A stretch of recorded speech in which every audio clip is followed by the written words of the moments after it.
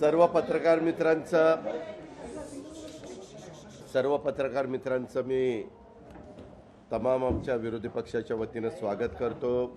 या प्रेसला उपस्थित असणारे विरोधी पक्ष नेते अंबादास दानवेजी, भुजबळ साहेब, जितेंद्रजी, अनिल परब साहेब, विनोदजी आणि कपिल पाटील साहेब तसंच अनिल भाईदासजी, आपल्याला सगळ्यांना माहिती आहे की उद्यापासून महाराष्ट्र विधानमंडळाच्या मुंबईमध्ये सुरू होत असलेल्या अर्थसंकल्पीय अधिवेशनाच्या पार्श्वभूमीवर आज आम्ही सर्व विरोधी पक्षाच्या प्रमुखांची बैठक बोलवलेली होती। पण रायपूरला काँग्रेसचे सर्व मान्यवर अधिवेशनाच्या निमित्तानं गेलेले असल्यामुळं त्यांच्यापैकी कोणी उपस्थित राहू शकलं नाही। परंतु बाळासाहेब थोरातांशी आम्ही दूरध्वनीद्वारे संपर्क साधला आणि त्यांनाही विचारलं की बाबा साधारण आता अधिवेशन जे काही अर्थसंकल्पीय आहे त्याच्यामध्ये आपण काय भूमिका घेतली पाहिजे, तुमचं काय मत आहे। आणि अशी सगळी चर्चा करून आम्ही एकमतावर आलो आणि काँग्रेसचं राष्ट्रीय अधिवेशन छत्तीसगडच्या रायपूरमध्ये सुरू असल्यामुळे बहुतांशी ते बैठकीला उपस्थित राहू शकले नाही, परंतु त्यांनी चर्चा करून झालेल्या निर्णयाला पाठिंबा दिलेला आहे। आजच्या या बैठकीच्या करता दोन्ही विरोधी पक्ष नेते उपस्थित होते, तसंच भुजबळ साहेब, जितेंद्र आव्हाड, अनिल भाईदास, अजय चौधरी, आदित्य ठाकरे, विनोद निकोले, कपिल पाटील, सचिन अहिर, अनिल परब असे सगळे मान्यवर या ठिकाणी उपस्थित होते।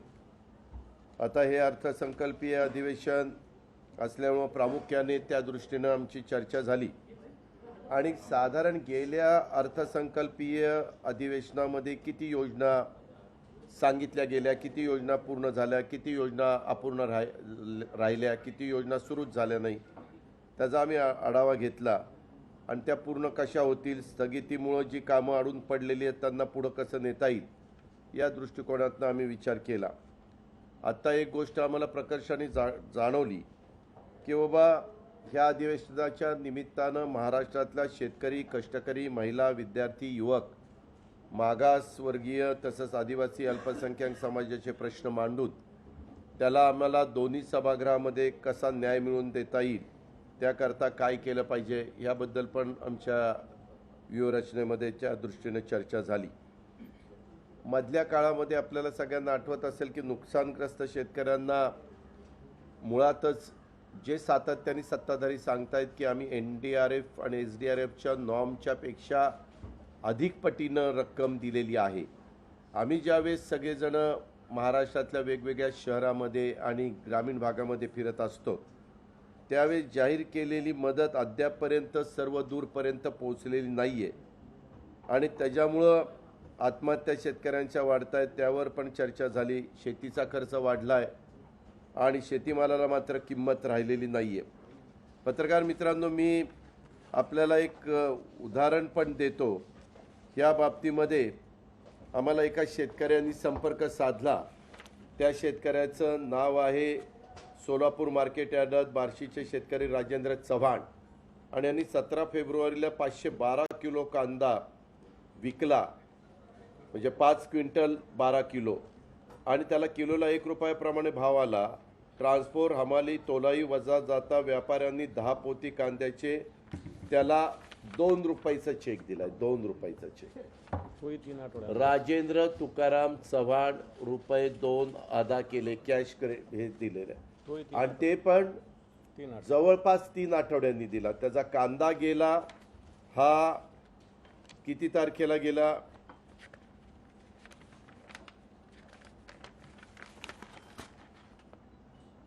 17/2ला सूर्या राजेंद्र तुकाराम चव्हाण। त्याचा कांदा एकूण त्याचे पैसे झाले किंमत 512 रुपये आणि त्याच्यातनं काय काय वजा झाला, हमाली 40 रुपये 45 पैसे, तोलाई 24 रुपये 6 पैसे, मोटार भाडं 15, रोख उचल इतर वगैरे हे सगळं काही जाऊन त्याच्यातनं 509 रुपये 51 पैसे वजा झाले आणि त्याला 2 रुपयाचा चेक मिळाला। हे दुर्दैव आहे, म्हणजे ही शोकांतिका आहे राज्यातल्या कांदा उत्पादक शेतकऱ्याची। आणि नुसतं ते त्याच्यावर नाही थांबलं, मगाशी भुजबळ साहेबांनी एक गोष्ट अजून आम्हा लोकांच्या लक्षात आणून दिली की 4 क्विंटल कांदा विक्री करून खिशाला त्याला ह्या शेतकरी तर आहे नायगावचा, त्यांनी 2 पैसे त्याला कांद्यातनं येण्याऐवजी त्याला सांगण्यात आलं की गुरुवारी सकाळी सायखेडा मार्केटला 4 क्विंटल कांदा 4 क्विंटल 15 किलो कांदा विक्रीसाठी घेऊन गेला. कांद्याला 200 रुपये भाव मिळाला. 830 रुपयाची पट्टी हातात पडली. तोलाई हमाली 48 रुपये 6 पैसे. लिलावाच्या वेळी सोडलेले कांदे भरणे 200 रुपये, असा खर्च 248 रुपये आला. म्हणजे कांदा विक्री करून खर्च वजा जाता 581 रुपये 94 पैसे हातात पडले. त्यातून नायगाव ते सायखेडा बाजार समितीचा कांदा वाहतूक करण्याचं वाहन भाडं 900 रुपये इतकं भाडं देण्यासाठी त्याला खिशातून 318 रुपये 6 पैसे मोजावे लागले. सांगा आम्ही हसावं का रडावं? जगन्नाथ फकीरा सानप शेतकरी. आणि तो हा तर शेतकरी राजेंद्र चव्हाण, तो आत्ता म्हणला की जर 2 रुपये मला राहणार असतील तर मी जागायचं कशाला? मला जर कुणी सरकार मदतच करणार नसेल आणि आमच्या संदर्भामध्ये कुणी लक्षच देणार नसेल तर ह्या पावत्या आहेत, ह्याच्यामध्ये कुठेही अतिशयोक्ती नाही. आणि त्याच्यामध्ये हा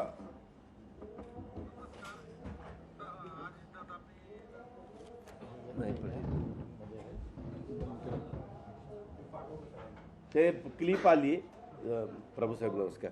तर तो म्हणतोय की अजितदादा, रावसाहेब दानवे साहेब नमस्कार, आपल्या अंबादास दानवे साहेब, आणि त्यांनी हे सगळं दिलेलं आहे. ते आता तुम्हाला ऐकू नाही येणार. नाही, त्याच्यात आपल्याकडं स्पीकर असतात तर हे झालं असतं. तर ही शेतकऱ्यांच्या, कांदा उत्पादक शेतकऱ्यांची आज महाराष्ट्रामध्ये अवस्था आहे. आणि हे महाराष्ट्रातल्या शेतकऱ्यांचं दुर्दैव आहे. खरोखरीच राज्यकर्ते कुणी असले, मागं आम्ही होतो, आता ते आहेत, तरी देखील अशा प्रकारचा प्रसंग कदापि शेतकऱ्यावर तुम्ही म्हणाल मग पत्रकार मित्र मला विचारतील तुम्ही काय केलं असतं? ह्याकरता कांदा निर्यात करण्याच्या करता ताबडतोब पावलं उचलली पाहिजे, ताबडतोब भाव वाढतील. बांगलादेशमध्ये प्रचंड कांद्याची मागणी आहे. जसं साखरेचे भाव, परदेशामध्ये साखर निर्यात करायला परवानगी दिली, 39-40 रुपये किलोनी साखर तिथं गेली की भाव वाढतील आणि ऊस उत्पादक शेतकऱ्याला पैसे मिळतील. तीच कांदा उत्पादक शेतकऱ्याची हे आहे. आज डिमांड सप्लायचा ताळमेळ बसत नाही. त्याच्यावर उत्पादन आणि आपली मागणी ह्याच्यामध्ये तफावत झालेली आहे. आणि म्हणून आपला कांदा बाहेर परदेशामध्ये गेला पाहिजे.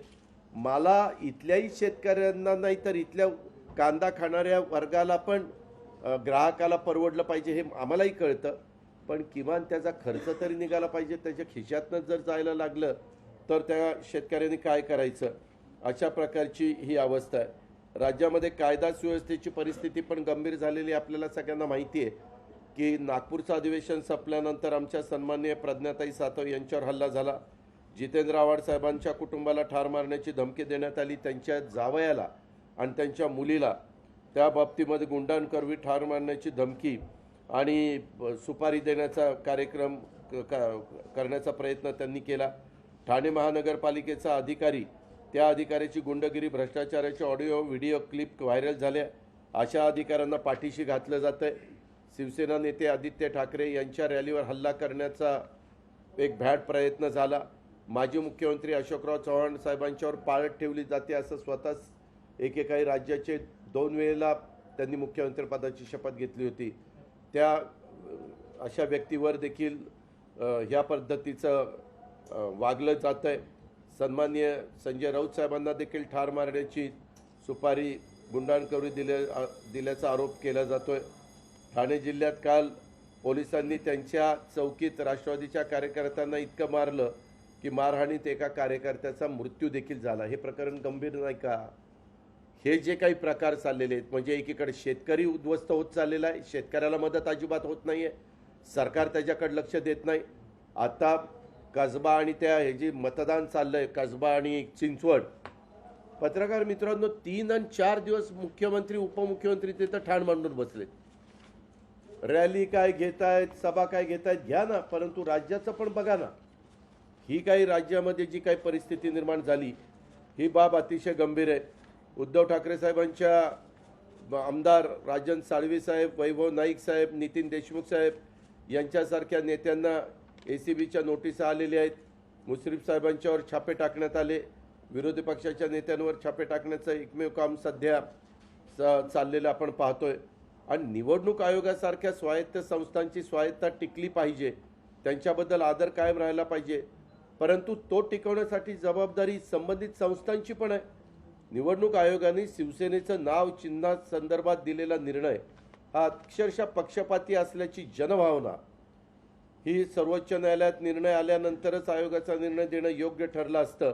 आणि निवडणूक आयोगाच्या निर्णयानंतर लोकांच्या मनात अनेक प्रश्न निर्माण झालेले आहेत। आता मला सांगा, ते म्हणतात की बाबा 40 आमदार आणि काही खासदार हे एका बाजूला गेले म्हणून तिकडं आम्ही पक्ष आणि चिन्ह दिलं। मग एखाद्या पक्षाचा 1 किंवा 2 आमदार असतील, ते 1 किंवा 2 आमदार दोन्ही बाजूनी गेले। आता मनसेचं उदाहरण घ्या, मनसेचे एक आमदार आहेत, ते उद्याच्याला म्हणले नाही मनसे माझीच, इंजिन पण माझा आणि पक्षही माझा। मग तुम्ही तसाच निर्णय देणार आहे का? एक विचार योग्य मुद्दा आहे ना। काही पक्षाचे एखाद दुसरे 2-3 देखील आघाडीचे उमेदवार त्या ठिकाणी निवडून येत असतात, बहुजन विकास आघाडी असेल किंवा इतर काही लोक, ह्याचाही विचार झाला पाहिजे। आणि मुख्यमंत्री शिंदे साहेबांनी शिवसेना सोडल्यापासून त्यांच्या विरोधात राज्यात जनभावना तीव्र होतीये। निवडणूक आयोगाच्या निर्णयानंतर लोकभावना अधिक संतप्त झालेली आपण पाहतोय। आणि ह्याच्या संदर्भामध्ये निश्चितपणे लोकांच्या मनामध्ये चीड आहे, नाराजी आहे। सर्वोच्च न्यायालयाच्या कपिल सिब्बल साहेबांचा युक्तिवाद बघितल्यानंतर विद्यमान शिंदे सरकार हे बेकायदा घटनाबाह्य सरकार असल्याचं आणि सरकारवर अपात्रतेची टांगती तलवार कायम असल्याचं चित्र आपण पाहतोय। महाराष्ट्राचा अभिमान स्वाभिमान हित जपण्या गेल्या 8-9 महिन्यात हे सरकार सपशेल अपयशी ठरलेलं आहे। त्याच्यामध्ये आज गुंतवणूक येत नाही, मध्ये मोठे कारखाने काही लाख कोटीची आणि काही लाख युवक युवतींना नोकऱ्या देणारे गेले दुसऱ्या राज्यामध्ये, परंतु अनेक व्यापारी कार्यालय राज्याबाहेर गेली, लाखो तरुणांचे रोजगार बुडाले, आर्थिक नुकसान झालं। नवीन कुठलाही त्या बदल्यामध्ये सरकारने सांगितलेलं होतं की आम्ही ते कारखाने आणण्याचा प्रयत्न करू, नंतर सांगितलं आता ते कारखाने नाही, त्याच्यापेक्षा चांगले कारखाने आणू। कुठलेही कारखाने आलेले नाहीये। सत्तारूढ पक्षाचे वरपासून खालपर्यंत सगळेच जण सातत्याने वादग्रस्त वक्तव्य करायला ते सतत प्राधान्य देत आहेत, थांबायला तयार नाही। कायदा सुव्यवस्था बिघडते, सत्ताधारी पक्षाचे आमदारच शिवीगाळ करतायत, सत्ताधारी पक्षाचे आमदारच अधिकाऱ्यांच्या कर्मचाऱ्यांच्या वर मारहाण करण्याचे प्रकार करतायत। ह्याही गोष्टी आपण पाहतोय।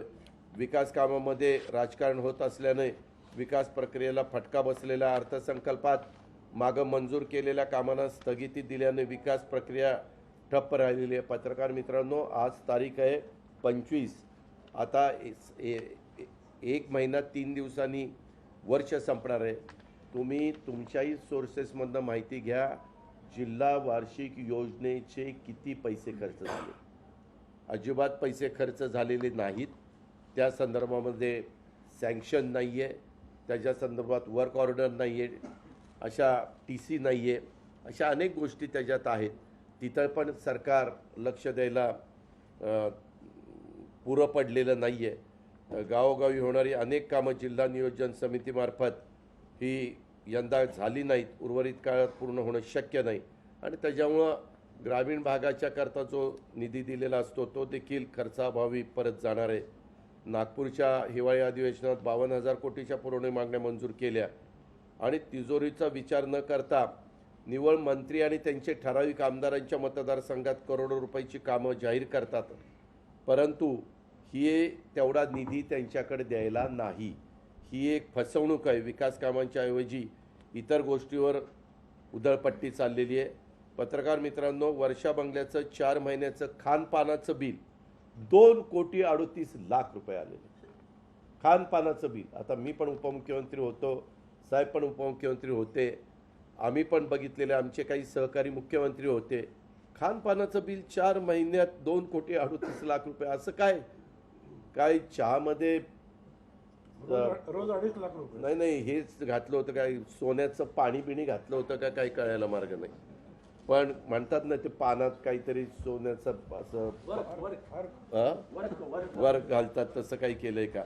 आणि नुसतं तसं नाही, गेल्या 8 महिन्यात जाहिरातीवर सरकारकडनं 50 कोटी रुपये आणि मुंबई महानगरपालिकेकडनं आम्ही माहिती घेतली तर तिथनं 17 कोटी रुपये जाहिरातीवर त्याच्यापेक्षा जास्त खर्च करण्यात आला.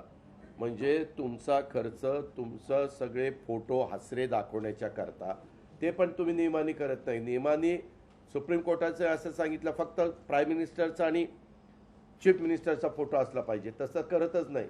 त्यांना पाहिजे ते फोटो ते देत आहेत आणि ह्या पद्धतीनं यांचं काम चाललं. ST कर्मचाऱ्यांचा पगार होत नाही आहे. पगाराअभावी कर्मचाऱ्यांचं कुटुंब उपासमारीचा सामना करत आहे. मात्र शासन STचे कोट्यवधी रुपये खर्चून पानभर जाहिराती देत आहेत. त्याही जाहिराती आपण बघितल्या आणि जाहिराती देऊन एक वेगळ्या पद्धतीनं स्वतःचा टेंबा मिळवण्याचं काम ह्या लोकांचं चाललेलं आहे. त्याच्यामध्ये पानभर जाहिरातीची चीड आणणारे आहेत आणि सर्वोच्च न्यायालयाचं उल्लंघन करणारे आहेत. नेत्यांच्या वैयक्तिक प्रसिद्धीकरता करदात्यांच्या पैशातनं होत असलेली उधळपट्टीचा आम्ही सर्व विरोधी पक्ष तीव्र शब्दामध्ये निषेध करतोय. तसंच शेतकऱ्यांना जे सहाय्य जून ते ऑक्टोबरच्या काळात नैसर्गिक संकट आलं म्हणून दिलं गेलं त्यामध्ये देखील खूप शेतकरी सांगतायत की आम्हाला मदत मिळाली नाही. तसंच वेळेवर परतफेड करणाऱ्यांना 50,000 रुपये आम्ही देणार असं स्वतः CMD-CMनी सांगितलेलं होतं. ती पण अद्यापर्यंत दिली गेली नाही. मधी सांगितलं की पुरवणी मागण्यात मंजूर झाल्यानंतर आम्ही देऊ. पुरवणी मागण्या मंजूर होऊन 2 महिन्यापेक्षा जास्त काळ लोटलेला आहे. परंतु शेतकऱ्यांना भेटल्यानंतर ते म्हणतात की आमच्यापर्यंत पैसे पोहोचलेले नाही. हे दुर्दैव आहे. विमा कंपन्यांनी देखील शेतकऱ्यांची फसवणूक केलेली आहे. संकट काळात राज्य शासन शेतकऱ्यांच्या पाठीशी नसल्याचं दुर्दैवी चित्र या निमित्तानं पाहायला मिळतंय. आमच्या विदर्भ, मराठवाडा, कोकण, पश्चिम महाराष्ट्र, उभा महाराष्ट्र ह्याच्यातनं धान, तूर, कापूस, सोयाबीन, संत्री, केळी, आंबा पीक उत्पादक शेतकऱ्यांना कोणताही दिलासा मिळालेला नाही आहे. पत्रकार मित्रांनो, अलीकडं नैसर्गिक आपत्ती, खतं, बी बियाणं, कीटकनाशकं आणि शेती औषधाच्या दरात आणि वाहतुकीच्या खर्चात एवढी वाढ झालेली आहे, पण शेतकऱ्यांनी तयार झालेल्या मालाला मात्र किफायतशीर दर मिळत नाही आहे. आता कापसाच्या बद्दल तर लोकांनी कापूस घरात ठेवला आहे की बाबा आता भाव वाढेल आणि आता ते घरात कापूस ठेवलेला असल्यामुळं त्याच्यातून त्यांचं आरोग्य बिघडलेलं आहे. कारण एक वेगळ्या प्रकारचा स्मेल. आता तुम्ही काही पत्रकार कापूस उत्पादक भागातले असेल तर तुम्हालाही त्याचा अनुभव आला असेल. पण शेतकऱ्याचे भाव कमी होत आहेत आणि कापूस बाहेर विकला जात नाही आणि शेतकरी मात्र त्या कापसामुळं त्यांचं आरोग्य धोक्यात आलं आहे. अशा प्रकारची परिस्थिती आज राज्यामध्ये निर्माण झाली तरी देखील राज्य सरकार कुठलाही हस्तक्षेप करायला तयार नाही आहे. जनता महागाईने होरपळून निघालेली आहे. Petrol, diesel, CNG, PNG, LPG ह्या सगळ्याचे मला तर कळलं आता विजेचे पण दर वाढत आहेत. लवकरच तोही प्रस्ताव आणतायत. जीवनावश्यक वस्तूंच्या किमती सातत्याने वाढत आहेत. अशा पद्धतीनं आणि सध्या काय झालं आहे, बंद उद्योग, ठप्प गुंतवणूक, मंदीमुळं बेरोजगारी वाढली आणि ह्याच्यातनं तरुणींच्या मनामध्ये एक नैराश्याचं वातावरण झालं आहे आणि ते गुन्हेगारीकडे वळत आहेत. 75,000 नोकर भरतीची घोषणा झाली, हा नुसता जुमला, परत काहीच नाही. भरतीचं काय होणार आहे, काय कधी होणार आहे. MPSCच्या विद्यार्थ्यांना न्याय मागण्याकरता 2दा उपोषण करावं लागलं. एकदा त्यांना सांगितलं नाही आम्ही आता कॅबिनेटमध्ये निर्णय घेतला, तुम्हाला आता 2 वर्ष त्याच्यामध्ये 2025 पर्यंत आम्ही ते लागू करत नाही. आणि नंतर पुन्हा ते 2 महिने काहीच झालं नाही म्हणून पुन्हा उपोषणाला बसले आणि मग त्यांनी सांगितलं की आता आम्ही उपोषण आदेश काढेपर्यंत उठणार नाही. मग MPSCने आदेश काढला. ते पण MPSCला सांगायचं होतं ते दिलं सोडून. निवडणूक आयोग, निवडणूक आयोग, निवडणूक आयोग, निवडणूक आयोग हेच सांगत बसले. आणि मी ते खरं बोलायला गेलो की माझ्यावर चिडतात. अजित पवार असं म्हणतात आणि अजित पवार तसं म्हणतात. अरे तुम्ही तुमच्या तोंडाने बोलला म्हणून मी बोललो. आम्ही कुठं चुका झाल्या तर आम्ही दाखवणार, ते आमचं काम आहे.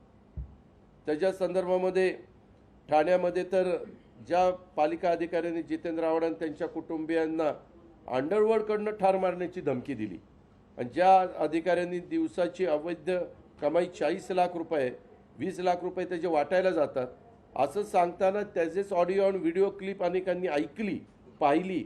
इतका गंभीर आरोप असलेल्या अधिकाऱ्यावर कारवाई होत नाही. शासकीय, निमशासकीय कार्यालय, स्थानिक स्वराज्य संस्थांच्या मध्ये भ्रष्टाचार प्रचंड वाढलाय. लाच दिल्याशिवाय नागरिकांची कामं होत नसल्याचा सार्वत्रिक अनुभव आहे. राज्यात अनेक मंत्र्यांवर भ्रष्टाचार आणि गैरव्यवहाराचे गंभीर आरोप झालेले आहेत. आरक्षणाच्या बद्दल देखील मराठा, मुस्लिम, ओबीसी, धनगर ह्याच्याबद्दल काही बोलायला तयार नाही. ते अडगळीतच टाकून दिलेलं आहे. त्याच्याबद्दल कधी तुम्ही निर्णय घेणार? ओबीसीचं तर जसं बिहार सरकारच्या धर्तीवर ओबीसीची जनगणना झाली पाहिजे म्हणून मागं आम्ही मागणी केली. आता पुनर्मागणी आज पुन्हा करतोय किंवा ते करा. केंद्र सरकारने तर नकारार्थ भूमिका घेतलेली आहे. आता केंद्राकडे दाखवून चालणार नाही म्हणून बिहारनी नितीश कुमारांच्या सरकारने ते केलं. तर सर महाराष्ट्राच्या सरकारने करावं. एकदा कळू तरी द्या की नक्की ओबीसी वर्ग किती आहे, नक्की वेगवेगळ्या घटक किती आहे. आपण नुसतंच चर्चा करतो आणि वेगवेगळे राजकीय लोक चर्चा करत असताना त्या सगळ्या समाजाची बेरीज केली तर ती जाती 50 कोटी आणि आपण आहे 13 कोटी. तर एकदा सगळ्यांनाच कळेल की नक्की वेगवेगळ्या समाज ह्याच्यामध्ये समाजामध्ये धुळी पडावी असं अजिबात आमची भावना नाही. पण त्या समाजावर अन्याय होत असेल आणि त्या समाजाची नक्की संख्येच्या प्रमाणात त्यांच्याकरता निधी मिळत नसेल, विकासाचा पैसा त्यांच्यापर्यंत पोहोचला जात नसेल तर हे कळलं पाहिजे असं आमचं सगळ्यांचं मत आहे. त्याचबरोबर महाराष्ट्रासारख्या प्रगत राज्यात मुख्यमंत्री म्हणून काम करण्याची संधी मिळणं हा राजकीय सामाजिक जीवनात काम करणाऱ्या कार्यकर्त्याचा खरोखरीच खूप मोठा गौरव असतो. मात्र गेल्या 8-9 महिन्यात मुख्यमंत्री आणि त्यांच्या सरकारची कामगिरी अत्यंत सुमार आणि महाराष्ट्राला मान खाली घालवायची अशा प्रकारची आहे. शिवसेना प्रमुख उद्धव ठाकरे यांचा विश्वासघात करून तुम्ही मराठी माणसाचा अभिमान बिंदू असलेली शिवसेना फोडली. त्यांचं चिन्ह तुम्ही घेतलं. त्याचा राग जनतेच्या मनामध्ये निश्चितपणे आहे आणि गेल्या 8 महिन्यात मुख्यमंत्री ज्या वेगाने निष्ठा त्यांनी बदलली त्याचा राग शिवसैनिकांना आहे. हिंदू हृदय सम्राट शिवसेना प्रमुख बाळासाहेब ठाकरेंना मानणारा जो मतदार आहे त्यांना आहे. जनतेच्या मनात महाराष्ट्राची अस्मिता आणि महाराष्ट्राच्या मराठी माणसाच्या हक्कासाठी लढणाऱ्या शिवसेना पक्षासमोरची आव्हानाच्या काळात महाविकास आघाडीतील आम्ही सर्व घटक पक्ष सन्माननीय उद्धव ठाकरे साहेबांच्या आणि शिवसैनिकांच्या बरोबर भक्कमपणे त्या ठिकाणी उभे आहोत. हे पण आम्ही विरोधी पक्षाच्या वतीनं निश्चितपणे सांगू इच्छितो. महाराष्ट्राचा अभिमान स्वाभिमान रक्षण करण्यास असमर्थ राज्य आहे. त्यांच्या सरकारमध्ये महाराष्ट्राच्या हिताचं रक्षण करण्याची ताकद क्षमता राहिलेली नाही आहे आणि त्याच्यामुळं अशा नामधारी घटनाबाह्य मुख्यमंत्री महोदयांनी आम्हाला आज नेहमीच्या प्रथेप्रमाणे संध्याकाळी चहापानाला बोलवलेलं होतं. त्यांच्या चहापान कार्यक्रमाला उपस्थित राहणं हा महाराष्ट्र द्रोह ठरला असता आणि राज्याच्या जनतेच्या इच्छेशी प्रतारणा ठरली असती. त्यामुळं मुख्यमंत्र्यांनी आयोजित केलेल्या चहापानाला उपस्थित राहणं आम्हाला योग्य वाटत नाही. त्याच्यामुळं आम्ही सर्वांनी एकमताने या कार्यक्रमावर बहिष्कार घातलेला आहे. दुसरी गोष्ट माझ्यानंतर दानवेसाहेब अंबादास दानवेसाहेब सांगतील. पण आम्ही पत्रकार परिषद संपल्यानंतर सगळेजण असेच आम्ही 4:30 वाजता नवीन राज्यपाल आपल्या राज्याला मिळालेले आहेत त्यांना भेटायला कर्टसी म्हणून जाणार आहोत. त्यांना उद्या त्यांचंच पहिलं अभिभाषण आहे. मागे शपथविधीच्या वेळेस आम्हाला जाता आलं नव्हतं. आम्ही आमच्या काही वेगळ्या कामामध्ये होतो आणि त्यांनी आम्हाला वेळ दिलेली आहे.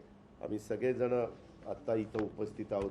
हे सगळेच जण तिथं जाणार आहोत अशा पद्धतीनं. आणि बाकीचे जे विषय आहेत ते एक जो विषय आपले कोकणात रिफायनरीच्या विरुद्ध बाजू मांडणारे पत्रकार शशिकांत वारिसे यांच्या अंगावर गाडी घालून त्यांची हत्या करण्यात आली.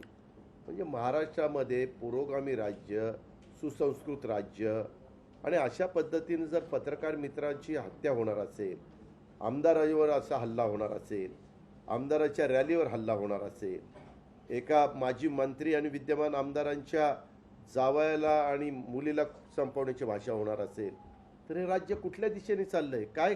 आणि ती कोयता कोयता गँग जाईल तिथं कोयता गँग काय म्हणजे कशाला मिळत राहिलेलं नाही. कुठं गेला कायदा सुव्यवस्था? आणि अशोक चव्हाण यांच्यावर अज्ञात व्यक्तींकडून पाळत ठेवण्यात येते. अशा पद्धतीनं हे सगळं चाललेलं आहे. मित्रांनो, आता मतदान चाललंय म्हणून मी जास्त बोलत नाही, पण कसबा आणि चिंचवडमध्ये काय दिवसभर घडलंय आणि काल पण काय घडलंय ते मी उद्या सांगेल, कारण आत्ता बोललं तर आणखीन त्याच्यातनं वेगळा अर्थ काढतील. पण आम्ही उद्या परवा निश्चितपणे बोलू आणि ह्या सगळ्या गोष्टी डोळ्यासमोर ठेवून आम्ही बहिष्कार घातलेला आहे चहापानावर. आणि हे सगळे इश्यू आम्ही वेगवेगळी आयुधाचा वापर करून अंबादास दानवे साहेबांच्या विधान परिषदेमध्ये आणि आमच्या विधानसभेमध्ये महाविकास आघाडीच्या तर्फे मांडण्याचं काम आणि त्याच्यातनं जनतेला न्याय देण्याचं काम आम्ही करणार आहोत. दादांनी मांडल्याप्रमाणे शशिकांत वारिसे यांची जी हत्या झाली त्या ठिकाणची मी स्वतः त्या स्पॉटवर जाऊन आलो. त्या ठिकाणी जिथं हत्या झाली अक्षरशः 150 मीटर शशिकांत वारिसेंना फरफडत नेलं दादा, असं फरफटत. आणि त्या रोडचे सगळेच्या सगळे CCTV कॅमेरे नेमके त्यावेळेस सगळेच्या सगळे बंद होते.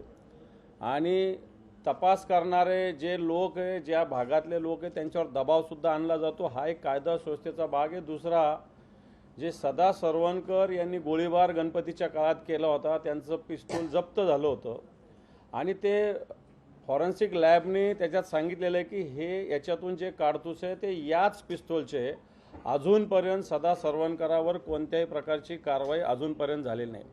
हे सगळं होत असताना महाराष्ट्र राज्य विद्युत मंडळ म्हणजे MSRDCL याचं प्रायव्हेटायझेशनची सुद्धा काही हालचाली, मुद्दाम जे नफ्याचं क्षेत्र आहे हे अदानी समूहाला देण्याचं एक सरकारचं घाटत आहे. ज्यावेळेस आमचं सरकार होतं त्यावेळेस ST महामंडळाच्या पगाराविषयी वेगवेगळ्या पद्धतीनं आंदोलनं झाली. वेगवेगळ्या पद्धतीनं म्हणजे पवार साहेबांच्या घरापर्यंत आंदोलक पोहोचले. पगाराच्या विषयी हायकोर्टामध्ये सगळं सुस्पष्टपणे दिलेलं असताना आजही STच्या कर्मचाऱ्यांना पगार वेळेवर मिळत नाही. ही STची परिस्थिती आताच्या काळात आहे. जो अर्थसंकल्प महायुतीच्या काळात मंजूर झालेला होता त्याच्यापैकी 47% निधी आत्ता पण खर्च झालेला आहे. 53% निधी अजूनही पडू नये ही अशी परिस्थिती आहे. दावोसमध्ये जी गुंतवणुकीची परिषद झाली होती त्याच्यामध्ये सरकारने घोषणा केली होती जवळपास 1 लाख रोजगार निर्मिती करणार आणि 1,40,000 कोटी रुपयाची MOU केल्याचं सांगितलं होतं. परंतु या संदर्भात अजूनही पुढं काय झालं, त्याची अंमलबजावणी झाली का, हाय पॉवर कमिटीची मिटिंग झाली का, अशी कोणती सुस्पष्टता अजूनही सरकारने केलेली नाही. दुसऱ्या एका महत्त्वाच्या विषयाकडे मी लक्ष वेधू इच्छितो की परवाच्या दिवशी औरंगाबादचं नाव संभाजीनगर झालं आणि उस्मानाबादचं नाव धाराशिव झालं. याच्यात केंद्राचा एक वेगळा आदेश आहे आणि राज्याच्या सामान्य प्रशासन विभागाने एक वेगळा आदेश काढलेला आहे. केंद्राचा जो आदेश आहे त्याच्यामध्ये असं म्हटलेलं आहे की government of India has no objection to change the name of city Aurangabad at Chhatrapati Sambhajinagar in district Aurangabad Maharashtra. आणि अशाच पद्धतीचं उस्मानाबाद विषयी सुद्धा म्हटलेलं आहे की Osmanabad as Dharashiv in the district of Osmanabad Maharashtra. अशा प्रकारे याचाच अर्थ संभाजीनगर तालुका जिल्हा औरंगाबाद म्हणावं लागेल का असा प्रश्न मी सरकारला विचारलेला होता. त्याच्यावर सरकारने सामान्य प्रशासन विभागाने या संदर्भात खुलासा केलेला आहे. परंतु केंद्राचा एक आदेश आणि राज्याचा एक आदेश मला वाटतं हा चुकीचा आहे. याच्यात पूर्णपणे केंद्र निर्णय घेणारं असतं आणि म्हणून केंद्राच्या आदेशात अशा पद्धतीनं चूक आहे. मला वाटतं हा केंद्राचा आदेशसुद्धा दुरुस्त करण्याची आवश्यकता आहे. आणि खऱ्या अर्थानं शिवसेना प्रमुख मान्य बाळासाहेब ठाकरे यांनी 9 मे 1988ला औरंगाबादचं नाव संभाजीनगर जाहीर केलं होतं आणि ही शिवसेना प्रमुखाचं हे स्वप्नसुद्धा साकार झालं. आणि याची सुरुवात खऱ्या अर्थानं उद्धवजी ठाकरे साहेब, अजितदादा पवार, बाळासाहेब थोरात यांच्या नेतृत्वाखाली जी कॅबिनेट होती या कॅबिनेटने निर्णय घेतला होता. आणि याच्या नंतर आता काही जण क्रेडिट घेण्याचा प्रयत्न करतील तर माझा त्यांना प्रश्न आहे की त्यांचंही सरकार म्हणजे आम्ही त्याच्यात होतो 2014 ते 2019 पूर्ण सरकार असताना सुद्धा संभाजीनगरचा निर्णय होऊ शकलेला नव्हता. परंतु ज्यावेळेस महाविकास आघाडीचं सरकार होतं त्यावेळेस संभाजीनगरचा निर्णय झालेला आहे आणि आता त्याला केंद्राने मान्यता दिली. परंतु केंद्राने याच्या सुधारित आदेश काढण्याची आवश्यकता आहे. या सगळ्या विषयाबरोबर कांदा, कापूस, जसं दादांनी कांद्याचा मुद्दा मांडला, कांद्याचा, कापसाचं सुद्धा सरकारचं धोरण, आयातीचं धोरण चुकलेलं आहे, चुकत आहे.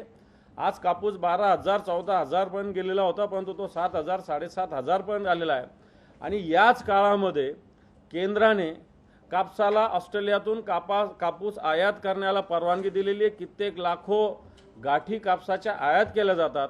मला वाटतं हा निर्णय खऱ्या अर्थानं शेतकऱ्याच्या पोटावर पाय देणार आहे.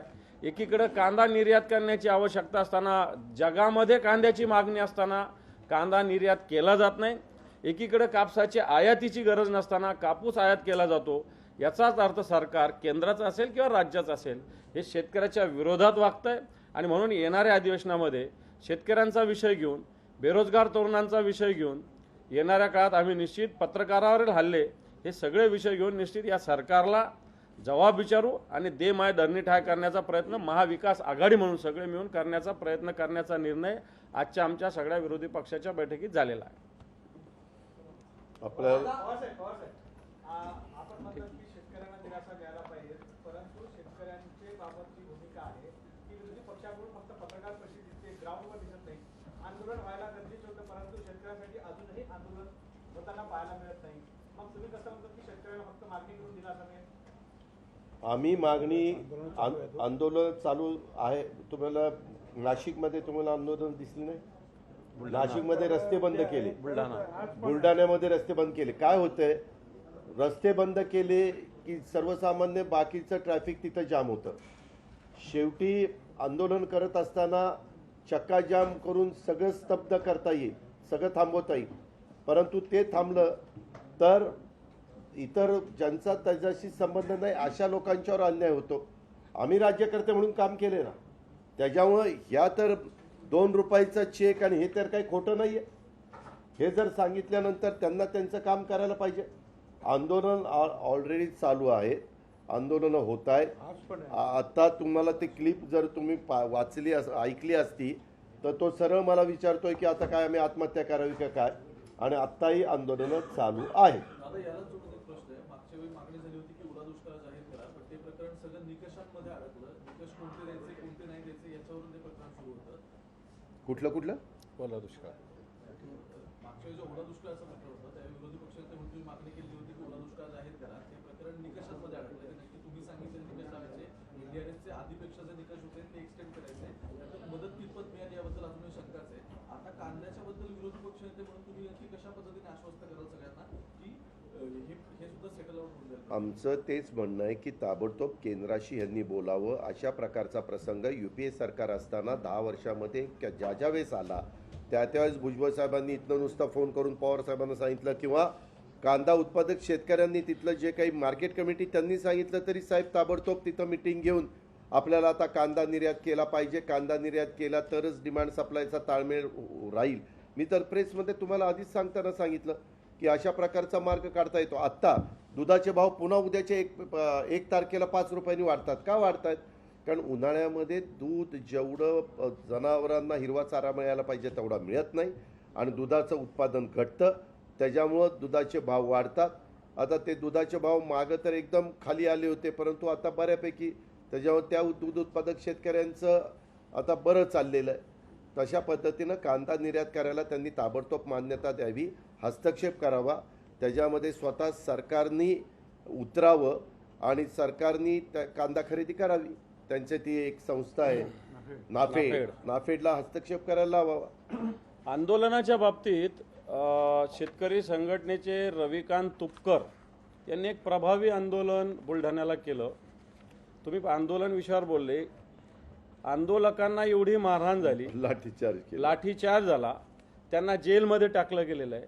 आंदोलक हे कापसाच्या विषयावर सातत्यानं आवाज उठवतात, म्हणजे शेतकऱ्यांना शेतमालाला भाव मिळाला पाहिजे याविषयी. रविकांत तुपकरांना स्वतःला जेलमध्ये टाकले. त्यामुळे तुम्ही जे म्हणता आंदोलन हे आंदोलन चालू आहे, सगळ्या पक्षाचे महाविकास आघाडी चालू आहे, कुठे जिल्ह्यात चालू आहे, कुठं तालुक्यात चालू आहे. परंतु ते मुंबईला झालं नसेल एवढं सत्य आहे, परंतु ग्रामीण भागात अशी आंदोलनं चालू आहेत. हमरे सगळं मराठी होते पहिला.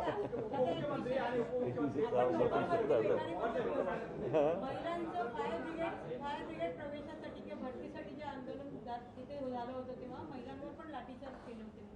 म्हणजे कोणी दखल घेतली. म्हणजे एका बाजूला तुम्ही नोकरी देणार असं म्हणताय आणि त्या अगोदर काहीतरी तिथे गडबड झाली असल्यामुळे ते बाहेर आल्यावर नाही दखल कुणी घ्यायची? दखल सरकारने घ्यायची असते कुठल्याही बद्दल. आता MPSCचं परवा जे पुण्यामध्ये झालं त्याच्या आधी पण एकदा झालं, त्यावेळेस दुसऱ्यांदा झालं, तेव्हा बहुतेक सगळे महाविकास आघाडीचे लीडर लोक, जयंत पाटील असतील, नाना पटोले असतील, सचिन अहिर असेल, अनेक जण तिथं गेले. नंतर रात्री उशिरा पवारसाहेब पण तिथं गेले. त्यांनी मुलांनी सांगितलं आम्ही उठणार नाही. साहेबांनी फोन केल्यानंतर सरकार म्हणलं, म्हणजे स्वतः मुख्यमंत्री म्हणले की मी तशा पद्धतीनं आदेश काढतो, आणि नंतर आदेश निघाल्यानंतर सुटले. माझं म्हणणं ते आधी पण झालं होतं ना 2-2.5 महिन्यापूर्वी. मग एकदा सांगितल्यानंतर उठले असते तर परत मुलांना त्यांचा अभ्यास सोडून आंदोलन करावं लागलं नसतं ना. मी फायर ब्रिगेडच्या प्रवेशामध्ये मी फायर ब्रिगेडच्याच धर्तीवर हे सांगतोय की आंदोलन केल्यानंतर निर्णय विरोधी पक्ष नेता घेतो का? विरोधी पक्ष घेऊ शकतो का? नाही घेऊ शकत. आम्हाला फक्त वेगवेगळ्या आयुधाचा वापर करून अहिंसेच्या मार्गाने आंदोलन करूनच त्याला न्याय कसा मिळेल हे पाहावं लागतं. तशा प्रकारे या बाबतीमध्ये देखील आपण म्हणताय तसं सरकारने तिथं लक्ष दिलं गेलं पाहिजे.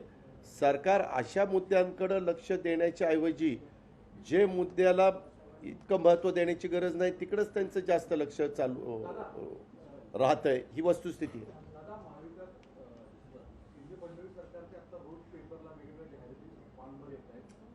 2 दिवसापूर्वी उद्धव ठाकरे यांनी मध्यावधी निवडणुकीला लागेल अशी संकेत दिले. मला वाटतंय अशा गोष्टी आणि त्याचाच हा भाग आहे म्हणून मध्यावधी नाही, मी मागे असं म्हणलो की ज्या प्रकारे ह्यांचं चाललंय बघा.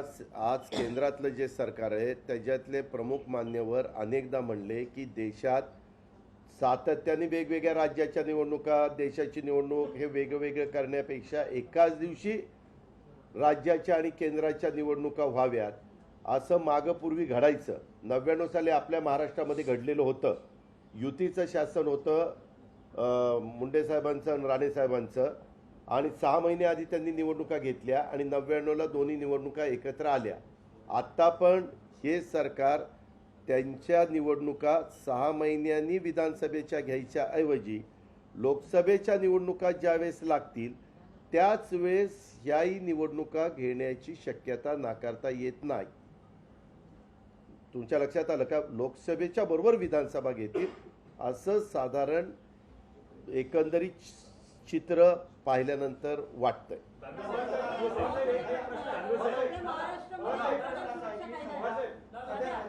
राजकीय पातळीवरती वेगळ्या भूमिकेतून हे अधिवेशन होत आहे. कारण अध्यक्षांनी असे सांगितले की विधानसभेमध्ये माझ्याकडे एकच पक्ष रजिस्टर आहे, तो म्हणजे शिवसेना, आणि बाकीचे काही शिवसेनेचे जे 15-16 आमदार आहेत ते वेगळ्या गटात बसतात.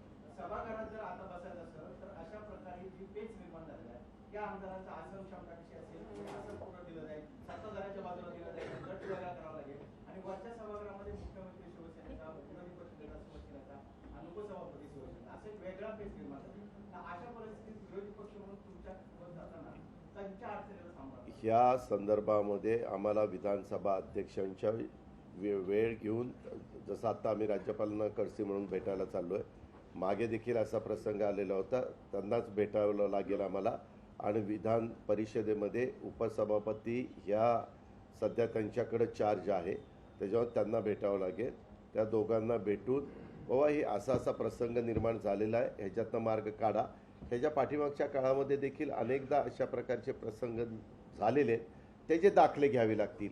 किंवा 1960ला आपल्या महाराष्ट्राची निर्मिती झाल्यानंतर जी काही अधिवेशन झाली त्याच्यात असे प्रसंग आले, त्यावेळेस काय काय झालं आहे. मागे पण काँग्रेसमधनं राष्ट्रवादी बाजूला गेली, त्यावेळेस दोन्ही विरोधी पक्ष नेते पिचड साहेब आणि भुजबळ साहेब होते, असे प्रसंग आलेत ना. तशा पद्धतीनं स्वतः नार्वेकर साहेबांना आणि निलमताईंना भेटून आम्ही त्यांना आमची वस्तुस्थिती लक्षामध्ये आणून देऊ. मागे देखील आम्ही आणून द्यायचो आणि ते त्याच्यातनं काही ना काही मार्ग काढायचे, तसा मार्ग काढतील.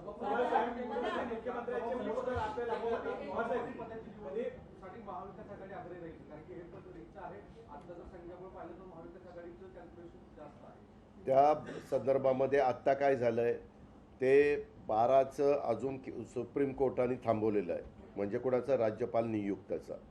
आता बऱ्याच जागा म्हणजे स्थानिक स्वराज्य संस्थांच्या निवडणुका न झाल्यामुळं त्यांचं प्रतिनिधित्व करणारा जो आमदार असतो ते बरेचसे आमदार सध्या जागा रिक्त असल्यामुळं तिथं होत नाही. आता हा जो मुद्दा आहे, इतकी तिथं संख्या 1/3 असते, 1/3च्या बरेच कमी लोक आहेत, जवळपास 20 का 22 लोक यांच्या सभागृहामध्ये कमी आहेत. आता 21-22 लोकच कमी असताना ह्या निवडणुका घेणं कितपत योग्य अयोग्य याच्याबद्दलचा निर्णय शेवटी उपसभापती महोदया घेतील. पवार साहेब, कधी पोस्टर लागतात की आपण भावी मुख्यमंत्री होणार, आमच्याकडून शुभेच्छा आहेत तुम्हाला. परंतु दुसरीकडे एक गोष्ट पाहायला मिळते की या दरम्यान उद्धव ठाकरे यांचं पक्षही गेलं, चिन्हही गेलं, तर आता महाविकास आघाडीमध्ये उद्धव ठाकरे यांची बार्गेनिंग पॉवर कमी होईल. अजिबात होणार नाही, उलट वाढलेली आहे.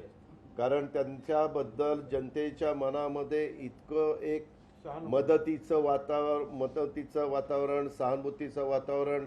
उद्धव ठाकरे ज्यांच्या वडिलांनी सर्वदूरपर्यंत शिवसेना पोचवण्याचं काम केलं, मराठी माणसाला न्याय देण्याचं काम केलं, हक्क देण्याचं काम केलं, त्यांच्याकडनंच पक्ष काढून घेतला जातो आणि त्यांच्याकडनंच चिन्ह काढून घेतलं जातं आहे.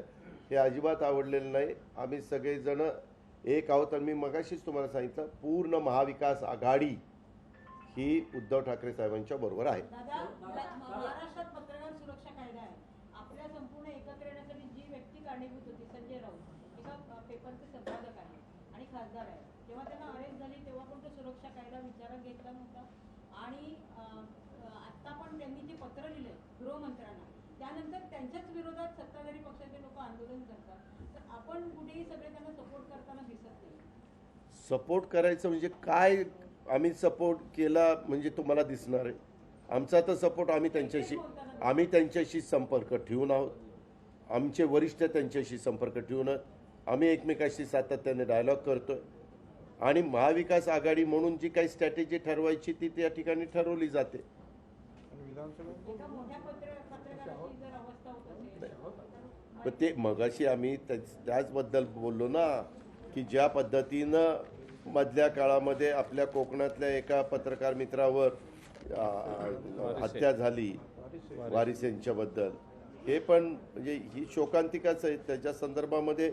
आणि हे आज आम्ही तुम्हाला काय सांगतो की उद्यापासून जे अधिवेशन आहे त्या अधिवेशनाच्या निमित्तानं आम्ही चहापानावर बहिष्कार घातलेला आहे. त्याच्या पाठीमागची कारणं ही आहेत आणि आम्ही आता वेगवेगळ्या आयुधाचा वापर करून ह्यालाच कसा न्याय देता येईल तो न्याय देण्याचा प्रयत्न आम्ही सगळेजण तिथं आतमध्ये बसून करणार आहोत.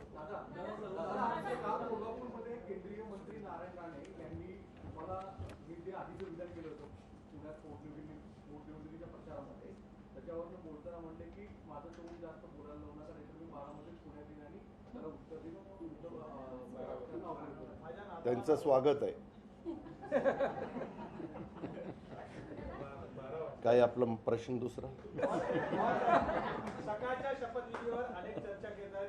फडणवीस वेगवेगळे प्रकारे काही ना काही भाष्य करतात.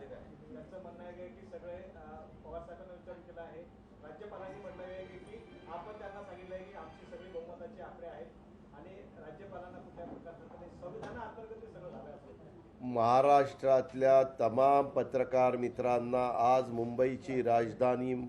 महाराष्ट्राची राजधानी मुंबई इथं पत्रकार परिषद घेत असताना मी सांगतो की असे प्रश्न मला सातत्याने वेगवेगळ्या ठिकाणी विचारले जातात. मी ज्या दिवशी हे केलं त्या दिवशी देखील सांगितलेलं होतं की मी ह्याच्याबद्दल एक अवाक्षर देखील काढणार नाही. कुणी किती आपापली मतं व्यक्त केली तरी माझं मत, मी माझ्या मताशी ठाम आहे. परत कुठल्याही पत्रकार मित्रांनी ह्याबद्दलचा प्रश्न मला वेगळ्या पद्धतीनं विचारून माझा वेळ घेऊ नये आणि त्यांचाही वेळ वाया घालू नये.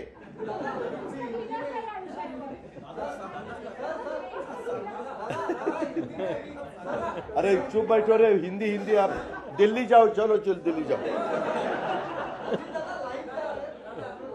अरे पहिल्यांदा माझी एकच विनंती आहे, एक मिनिट मी बोलतो ना, फक्त मराठी एकदा संपलेला असेल तर परत मग ते ट्रान्सफर ऑफ लँग्वेज नको. हा हे का अजून मराठी आमचा राहिला इथं माणूस. हा काय काय काय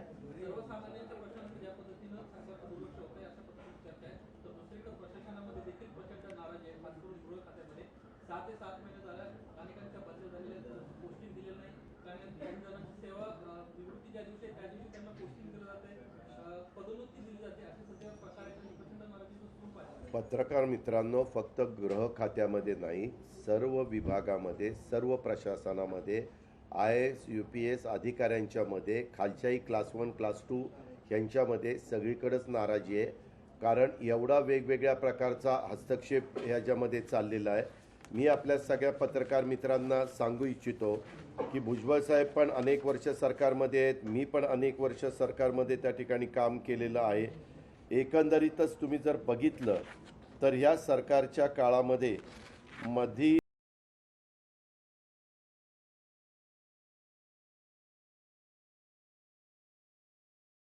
त्याचे सरकार सध्या कोण चालवतोय हा प्रश्न आम्हा जनतेला पण पडलेला आहे आणि आम्हालाही पडलेला आहे. लोकप्रतिनिधी नागरिकांच्या अर्ज निवेदनावर मुख्यमंत्री उपमुख्यमंत्री मंत्र्यांनी लिहिलेले शेरे अंतिम समजण्यात येऊ नये असा आदेश GADने म्हणजे सामान्य प्रशासनाने काढलाय की नाही. जनतेच्या निवेदनावर किंवा मागण्यावर माननीय मुख्यमंत्री उपमुख्यमंत्री आणि मंत्र्यांनी लिहिलेल्या शेऱ्याला प्रशासन जर किंमत देणार नसेल तर जनतेचे सर्वसामान्यांचे मुख्यमंत्री सर्वसामान्य त्या मुख्यमंत्री उपमुख्यमंत्री मंत्र्यांच्याकडे मग सर्वसामान्यांनी का जावं. मुख्यमंत्र्यांचे आदेश अधिकारी मानणार नसतील, त्यांच्या शेऱ्याला किंमत देणार नसतील तर तो आपल्या महाराष्ट्रातल्या जनतेचा अपमान नाही का. लोकशाही व्यवस्थेत असे आदेश आम्ही कसे सहन करणार. आम्हाला हे अजिबात मंजूर नाही. आत्ता बघा 600 अधिकाऱ्यांना सध्या पोस्टिंग आहे. पत्रकार मित्रांनो, तुम्ही आत्ताच आला, कमीत कमी 3000 फाईल CM ऑफिसला पडलेल्या आहेत की नाही बघा. सह्यांच्या वाचून CM साहेबांच्या ऑफिसला 3000 फाईल पडलेल्या आहेत.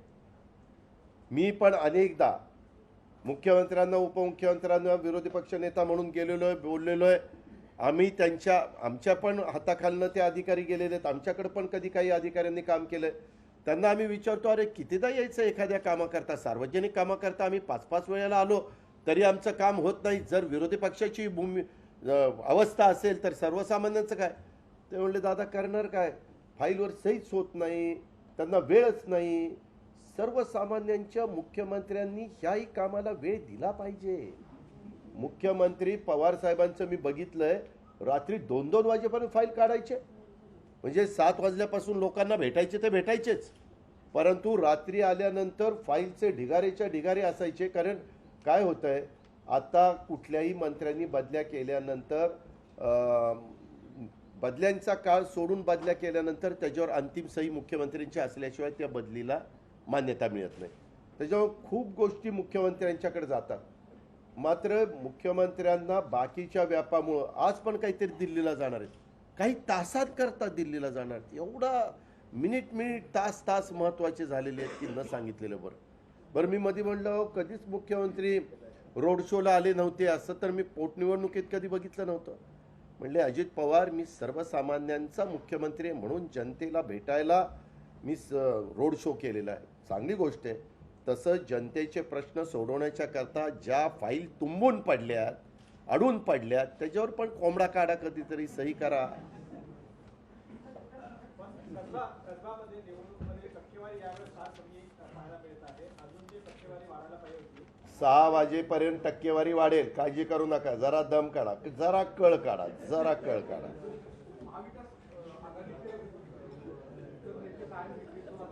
हा,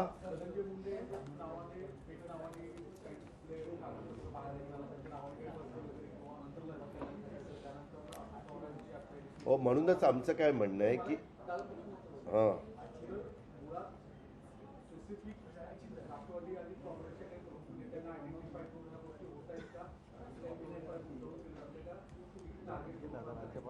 चौकशी करण्याची बाब आहे. कारण आम्ही काय त्याचा लगेच काही स्पष्टपणे सांगू शकत नाही, परंतु ह्याच्या खोलात जाऊन काय नक्की हे होण्यामागचं कारण काय आहे ते उघड झालं पाहिजे. कुणाच्याही बाबतीत आम्ही म्हणतो, विरोधी पक्षाचे प्रमुख नेते म्हणून नाही, कुठल्याही व्यक्तींच्या बाबतीमध्ये असं होता कामा नाही, घडता कामा नाही. बोलिए। मला एक प्रश्न आहे. पहिल्यांदा असं पाहायला मिळतंय की जर मुख्यमंत्र्यांना महत्त्वाचं भेट असेल तर 3 वाजेपर्यंत मुख्यमंत्री कार्यालय लॉक असतं आणि त्यानंतरच तुम्ही मुख्यमंत्री कार्यालयात जाऊ शकता किंवा तिथल्या स्टाफला भेटू शकता. किती गंभीर आहे? अहो गंभीर नाही, सर्वसामान्यांचे नेते सकाळपासून भेटू शकता. तुम्ही तिथं मंत्रालयातच कशाला जाता? तुम्ही वर्षावर जावा, वर्षावर जा, वृंदावन तिथं जिथं कुठं असतील ते पुण्याला रोड शो करत असतील तर तिथं जावा, ठाण्याला असतील तर ठाण्याला जावा. त्यांनी पहिल्या भाषणात सांगितलं ना, मी जिथे असेल तिथे ऑफिस. कुठेही जावा. मग बरोबर काय, आहे. मग तुम्ही कशाला काळजी करताय? हाँ बोलिए। हिंदी में एक बार संक्षेप में बता दीजिए, कल से विधानसभा का सत्र शुरू हो रहा है, किस तरह के मुद्दे विधानसभा में आप लोग उठाएंगे? आपने लॉ एंड ऑर्डर की बात कही, किसानों की जो अवस्था है उसके बारे में बात की, लेकिन पूरे महाराष्ट्र में इन दिनों लव जिहाद और लैंड जिहाद को लेकर आंदोलन आए दिन हो रहा है। ये मुद्दा शायद आपने अपनी बात में नहीं कहा, तो क्या वजह है, किस तरह से हिंदू सकल समाज के नाम पर अलग अलग संगठन रोजाना आंदोलन कर रहे हैं? ये देखो, कल से हमारा जो अर्थसंकल्पीय अधिवेशन शुरू होने वाला है उसके बारे में आज अपोजिशन वालों ने मीटिंग ली।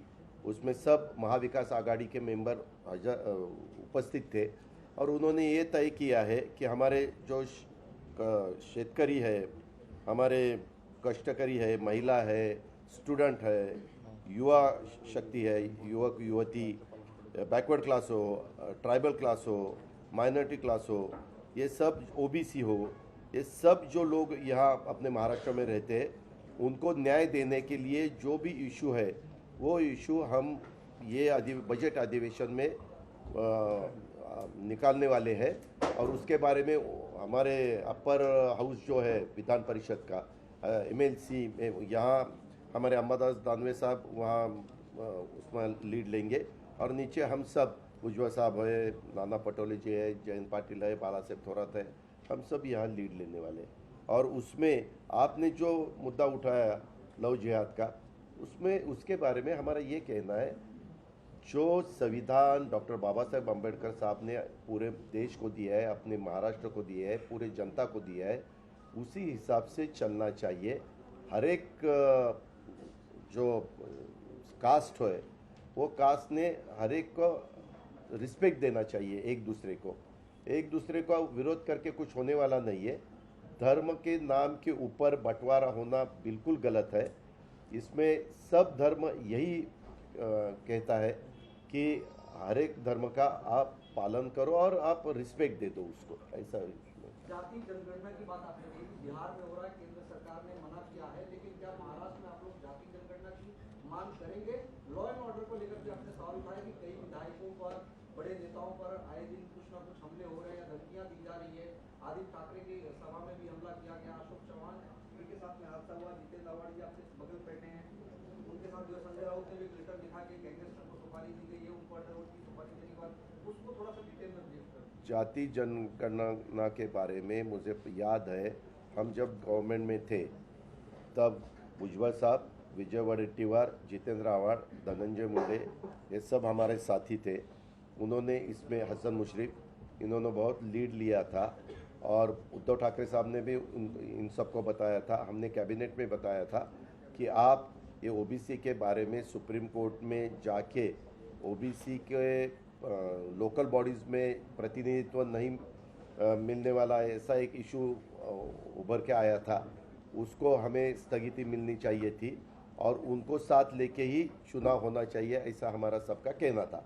उसमें हम सक्सेस हो गए।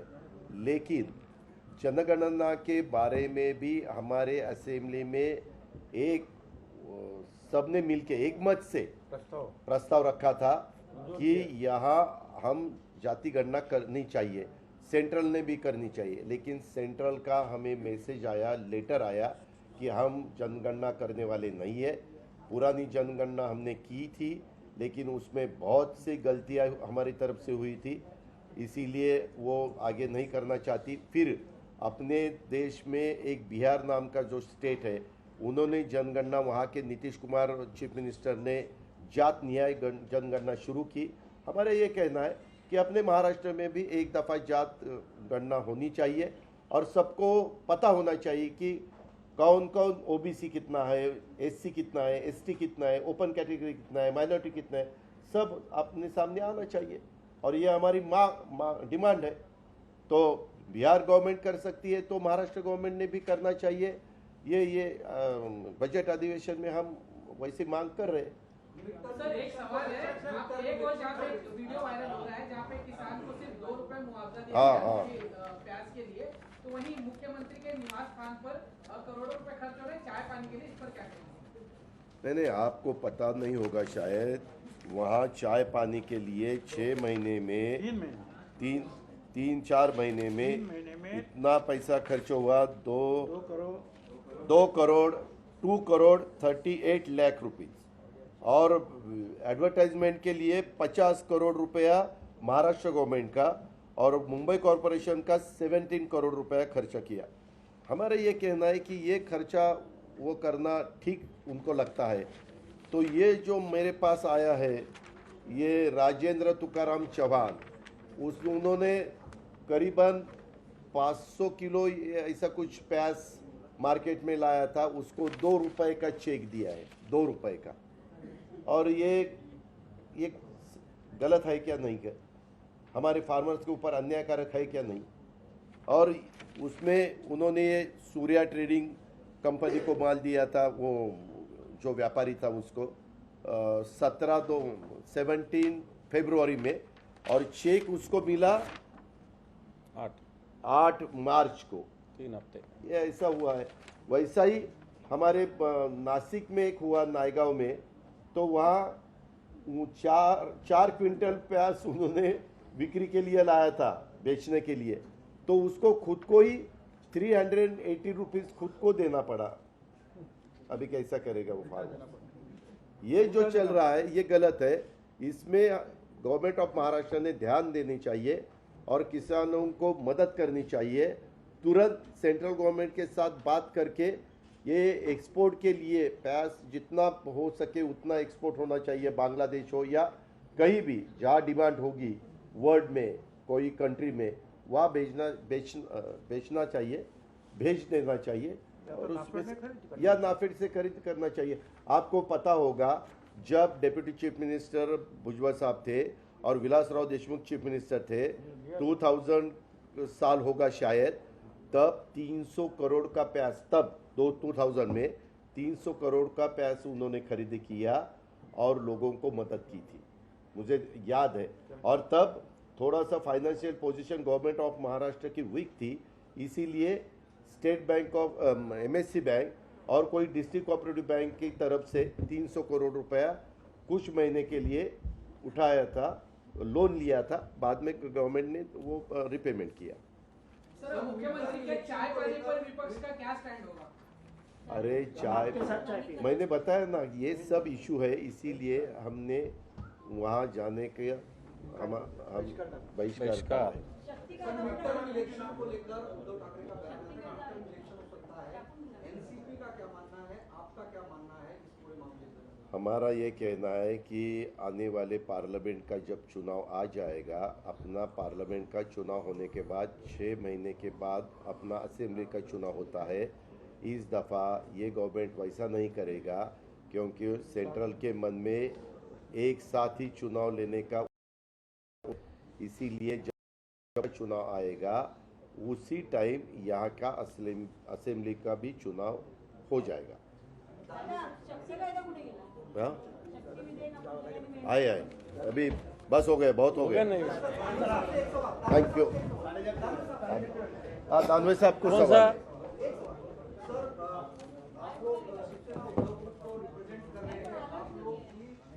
आप लोगों ने क्या एजेंडा बनाया है, क्या मुद्दे उठाए जाएंगे किसानों को लेकर, आपके नेताओं को, खासतौर पर आपकी पार्टी से जुड़े हुए नेता हैं, उनको धमकियां मिल रही हैं।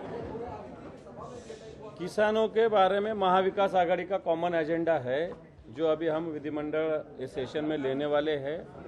और शिवसेना नेता संजय जी राउत जी को जो धमकी आई है, अशोक चौहान साहब को भी सिमिलर उसी प्रकार का कुछ बर्ताव हुआ है। हमारी एक सदस्य है विधिमंडल की, प्रज्ञा सातो, उनको तो स्टेज पे एक गुंडे ने मार दिया है। और ये सब जो लोक प्रतिनिधियों पर हल्ला हो रहा है, कायदा, लॉ एंड ऑर्डर की परिस्थिति इस राज्य की ठीक नहीं है।